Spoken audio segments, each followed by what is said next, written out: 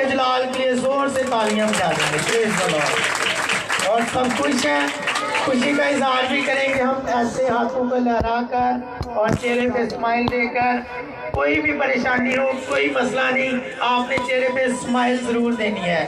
خوشی سے خداوند کی عبادت کرو اور گاتے ہوئے اس کے حضور میں حاضر ہو. ہم نے خوشی سے خداوند کی عبادت کرنی ہے اور خوشی سے ہی خدا کے کلام کو سننا ہے, اور خدا جو ہے اس کلام کے وسیلہ سے ہم سب کو برکت دے گا. تو آئیے خداوند کے مقدس کلام مقدس میں سے ہم پڑھیں گے یوحنا کی انجیل, یوحنا رسول کی انجیل, اس کا 3 باب اور اس کی 16ویں آیت ہم خداوند کے کلام میں سے پڑھیں گے. یوحنا رسول کی انجیل, اس کا 3 باب اور اس کی 16ویں آیت خداوند کے کلام مقدس میں سے پڑھیں گے, سنیں گے اور اس میں سے سیکھیں گے. اس سے پہلے کہ ہم کلام پڑھیں, اور ایک چھوٹی سی گواہی ہے, وہ یہ ہے کہ کل صبح میرے یعنی کہ اس کندھے سے یعنی کہ پٹھے کی درد تھی اور وہ بہت زیادہ تھی, اور اس طرح میرا ہاتھ اوپر نہیں ہوتا تھا. اور میں کل ہڈی والے ڈاکٹر کے پاس گیا اور وہاں سے میں نے پٹی بھی کروائی, اور اس نے کہا کہ 3 پٹیاں اور ہوں گی پھر یہ صحیح ہوگا. اس کے بعد میں گھر آیا, اور جب گھر آیا تو میری پاسر صاحب سے بات چیت ہوئی. انہوں نے فون کیا مجھے اور میں ان کا شکر گزار ہوں کہ پاسر صاحب کو میں نے بتایا کہ پاسر صاحب یہ میرا مسئلہ ہے, تو ہو سکتا ہے کہ کل میں نہ آ سکوں. لیکن پاسر صاحب نے مجھے کہا کہ کل آپ نے کلام سنانا ہے اور آپ کا بازو بالکل صحیح ہو جائے گا. تو خداوند کا شکر ہے, یہ دیکھیں میرا ہاتھ اوپر آ رہا ہے اور پٹی ابھی بندھی ہوئی ہے لیکن میں نے کھولی نہیں ہے. پھر بھی میں خداوند کی شکر گزاری کرتا ہوں کہ خداوند نے میرے بازو کو 3 پٹیوں سے بچا لیا ہے. ہاللیلویہ. یہ خدا کی قدرت ہے. جب ہم خدا کا کام کرتے ہیں تو پھر خدا ہماری مدد کرتا ہے. پاسر صاحب نے کہا کہ یہ بازو اب آپ نے دوبارہ ڈاکٹر کے پاس جانا ہی نہیں ہے. تو ان کی بات پوری ہوگی. ہاللیلویہ. تو میں چاہتا ہوں پاسر صاحب کے لیے بھی زور کی تعریف کریں. پریز دی لارڈ. تو آئیے خدا ان کے کلام مقدس میں سے یوحنا رسول کی انجیل, اس کا 3 باب اور اس کی 16ویں آیت آپ سبھی نے میرے پیچھے بولنی ہے. یوحنا کی انجیل 3 باب 16ویں آیت. کیونکہ خدا نے دنیا سے ایسی محبت رکھی کہ اس نے اپنا اکلوتا بیٹا بخش دیا تاکہ جو کوئی اس پر ایمان لائے ہلاک نہ ہو بلکہ ہمیشہ کی زندگی پائے. آمین. خدا ان کے پاک کلام کا پڑھا اور سنا جانا ہم سب کی زندگیوں کے لیے باعث برکت ہو. سب کہیں آمین. ابھی جو ہم نے خدا کا کلام پڑھا ہے اور سنا ہے, اور اب ہم اس میں سے سیکھیں گے. اور سب سے پہلے میں آپ کو بتانا چاہتا ہوں کہ یہ آیت جو ہم نے آج پڑھی ہے, اس آیت کو ہم زبانی یاد بھی کرتے ہیں, اور اس آیت کو ہم اکثر جو ہے اپنی دعاؤں میں استعمال بھی کرتے ہیں, کیونکہ یہ آیت جو ہے یہ اس بائبل مقدس کی مرکزی آیت ہے. یہ پوری بائبل مقدس کی مرکزی آیت ہے, اور یہ مرکزی آیت جو ہے یہ آپ بچپن سے ہی اس کو سنتے آ رہے ہیں. اس میں سے آج جو ہم نے سیکھنا ہے اس کا مضمون ہے محبت. تو یہاں پر ہم نے پڑھا ہے کیونکہ خدا نے دنیا سے ایسی محبت رکھی کہ اس نے اپنا اکلوتا بیٹا بخش دیا تاکہ جو کوئی اس پر ایمان لائے ہلاک نہ ہو بلکہ ہمیشہ کی زندگی پائے. تو میرے عزیزو, یہاں پر ہم نے جو کلام پڑھا ہے محبت کے بارے میں پڑھا ہے کہ خدا نے دنیا ہے. صرف ایک مذہب سے محبت نہیں کی, صرف ایک انسان سے محبت نہیں کی, بلکہ اس نے ساری دنیا کے لیے محبت کو ظاہر کیا ہے, کیونکہ ساری دنیا کو خدا نے تخلیق کیا ہے. اس لیے خدا نے دنیا سے محبت کی ہے, اور خدا نے جب انسان کو بنایا, جب آدم اور حوا کو بنایا, تو خدا ٹھنڈے وقت میں آ کر ان سے گفتگو کرتا تھا, اور خدا کی آدم اور حوا کے ساتھ بہت اچھی رفاقت تھی, اور ان کے ساتھ خدا محبت کرتا تھا. اور میرے عزیزو, خدا ان کے ساتھ محبت کرتا تھا, لیکن ان کی نافرمانی کی وجہ سے ان میں گناہ آ گیا, اور گناہ گار جو ہے خدا کی حضوری میں ٹھہر نہیں سکتا. جو گناہ گار انسان ہوتا ہے وہ خدا کی حضوری میں نہیں آتا. اس بات کو آپ آزما لیں, اس بات کو آپ اپنی زندگی میں آزمائیں کہ کوئی بھی انسان جو گناہ گار ہوگا وہ کبھی چرچ نہیں آئے گا. کوئی بھی انسان جو گناہ گار ہوگا وہ گھر میں اس کے پادری صاحب کہیں گے تو وہ عبادت میں نہیں بیٹھے گا, دعا میں نہیں بیٹھے گا. کوئی بھی انسان جو گناہ گار ہوگا وہ خدا کے کلام کو نہیں سنے گا, کیونکہ گناہ گار جو ہے خدا کی حضوری میں نہیں رہ سکتا. میرے عزیزو, خدا نے جب آدم اور حوا کے ساتھ رفاقت رکھتا تھا تو آدم اور حوا کا جو رفاقت کا سلسلہ تھا, گناہ کی وجہ سے وہ خدا سے دور ہو گئے, خدا سے دور ہو گئے. اور پھر خدا نے کیا کیا, خدا نے وہی رفاقت کو, وہی سلسلہ جاری رکھنے کے لیے اس نے اپنا اکلوتا بیٹا بخش دیا, تاکہ جو کوئی اس پر ایمان لائے ہلاک نہ ہو بلکہ ہمیشہ کی زندگی پائے. تو خدا نے اپنی محبت کو ہمارے اوپر ظاہر کیا ہے. اپنی محبت میں اس نے کیا کیا ہے, اپنے بیٹے کو دے دیا ہے. خدا نے محبت ہمارے اوپر ظاہر کی ہے, اور خدا نے اپنا بیٹا اس دنیا میں بھیج دیا, اور خدا کے بیٹے نے کیا کیا, اس دنیا میں آ کر لوگوں کو نجات دلوائی. یہ آج کا جو پیغام ہے محبت کا پیغام ہے, اور محبت کا پیغام جو ہے یہ کرسمس کا پیغام ہے. کرسمس ہم مناتے ہیں تو کرسمس جو ہے یہ محبت کا پیغام ہے. کرسمس پر ہم نے محبت کو ظاہر کرنا ہے. اگر ہمارے خدا نے محبت ظاہر کی ہے تو ہم نے بھی ایک دوسرے کے ساتھ محبت کو ظاہر کرنا ہے. خدا نے محبت میں کیا کیا ہے, اپنا بیٹا دے دیا ہے, اور اس کے بیٹے نے کیا کیا ہے, آئیے میرے ساتھ نکالیں رومیو کی کتاب. محبت میں اس کے بیٹے نے کیا کیا ہے, خدا نے محبت میں اپنا بیٹا دے دیا ہے, اور اس کے بیٹے نے کیا کیا ہے. رومیو کی کتاب نکالیں, اس کا 5 باب اور اس کی 8ویں آیت.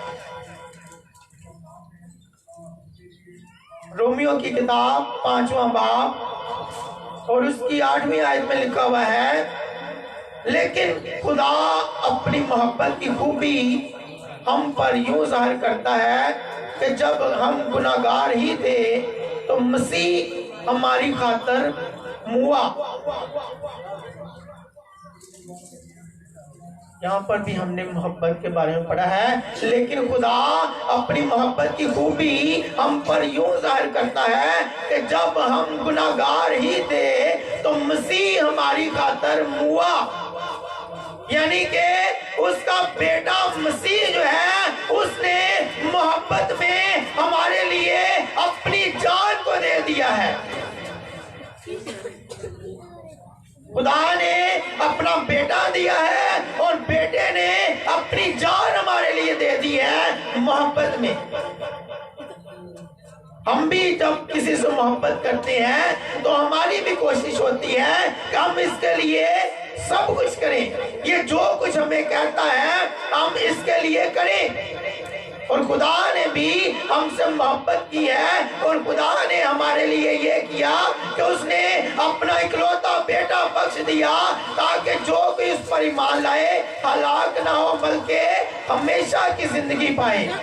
اس پوری دنیا کے لیے خدا نے اپنا بیٹا دیا ہے۔ پوری دنیا میں جو کوئی بھی مذہب میں رہتا ہے وہ آئے اور یسوع مسیح پر ایمان لائے اور یسوع مسیح کے وسیلہ سے نجات پائے اور ہمیشہ کی زندگی پائے۔ تو میرے عزیزو، یہاں پر ہم نے جو 5 باب اور اس کی 8ویں آیت میں پڑھا ہے، یہاں پر ہم نے پڑھا ہے کہ مسیح نے محبت میں اپنی جان کو دے دیا ہے۔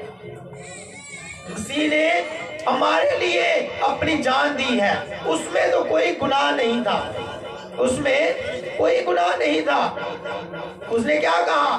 اس نے کہا کون ہے جو مجھ میں ثابت کرے کہ میں گناہگار ہوں؟ کون مجھ میں گناہ ثابت کر سکتا ہے؟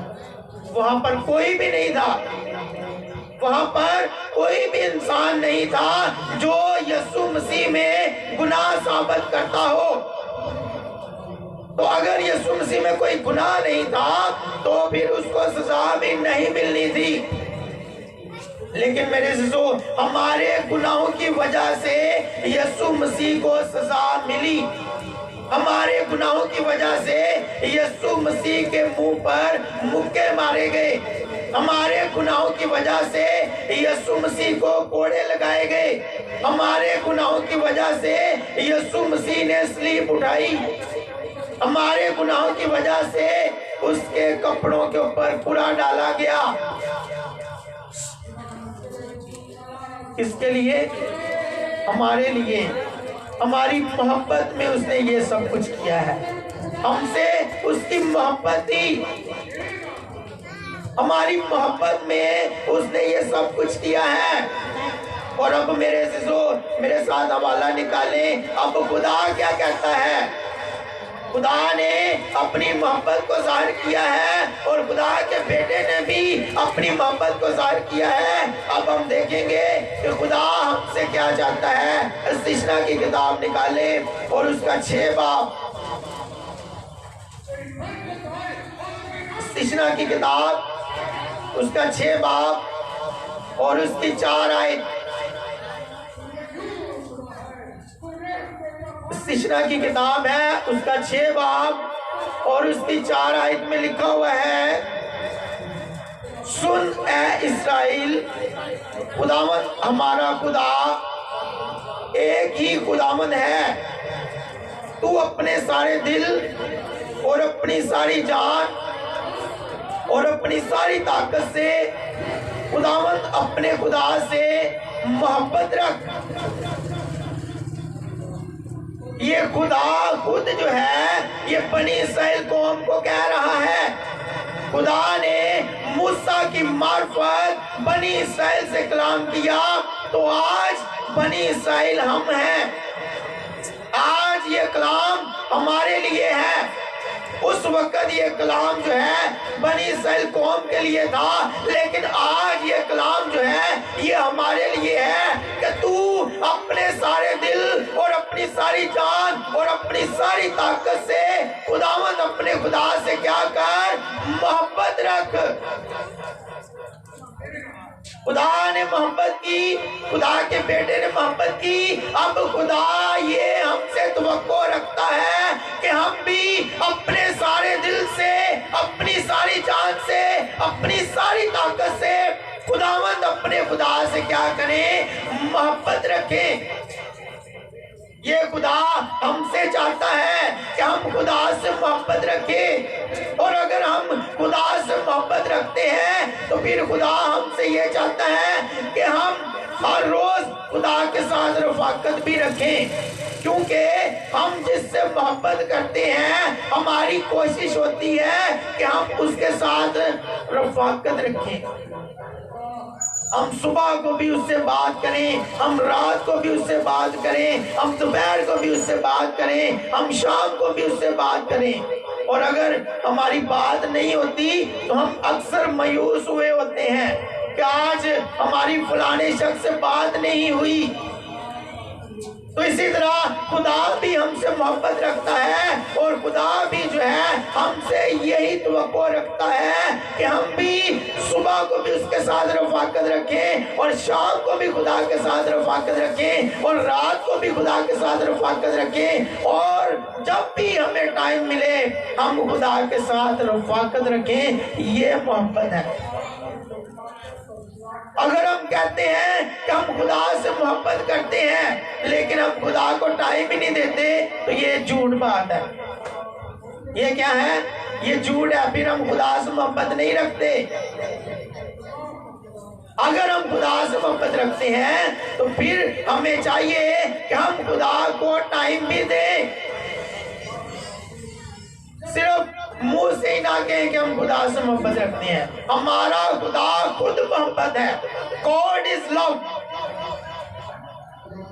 ہمارا خدا خود محبت ہے۔ میرے ساتھ حوالہ نکال کے آپ پڑھ سکتے ہیں، پہلا یوحنا اس کا 3 باب۔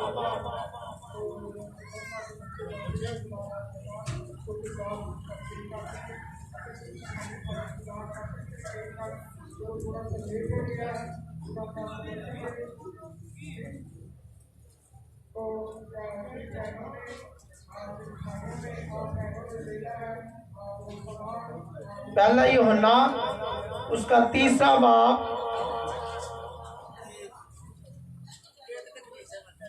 اور اس کی ہم پہلی آیت دیکھیں گے۔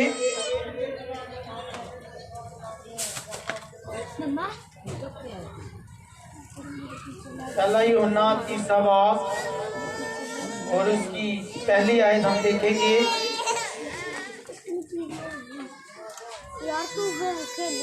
یہاں پر لکھا ہوا ہے، دیکھو باپ نے ہم سے کیسی محبت کی ہے کہ ہم خدا کے فرزند کہلائے، اور ہم ہیں بھی۔ دنیا ہمیں اس لیے نہیں جانتی کہ اس نے اسے بھی نہیں جانا۔ سنیں اس آیت کو غور سے سنیں۔ اس آیت میں لکھا ہوا ہے، دیکھو باپ نے ہم سے کیسی محبت کی کہ ہم خدا کے فرزند کہلائے، اور ہم ہیں بھی،